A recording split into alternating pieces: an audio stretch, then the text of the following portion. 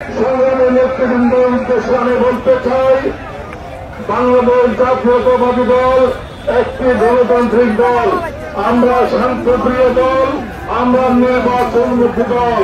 যখনই নির্বাচন আসতেছে তখনই আমাদের বিরুদ্ধে একটি কুচক্রী মহল নির্বাচনকে বানচাল করার জন্য এই সমস্ত কর্তৃত্বমূলক আচরণ করতেছে।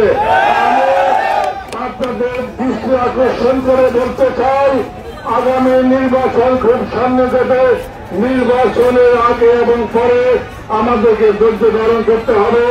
আপনাদেরকে একটি কথা বলতে চাই, আগামী নির্বাচন হতে যাচ্ছে, এখানে কিন্তু 20% উপরে নতুন ভোটার আমাদের ছবি কিনা আমরা ক্ষমতার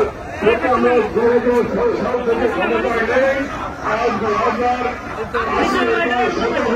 করে 70 বছর এই যে তত্ত্বাবধায়কালীন সরকারের 10 বছর, তাহলে কত বছর হলে 18-19 বছর। আমাদের এই নতুন ভোটার যারা 18 বছর আগে জন্ম হয়েছে তারা আজকে নতুন ভোটার, এবং এই জন্য সারা বাংলাদেশে প্রায় 20%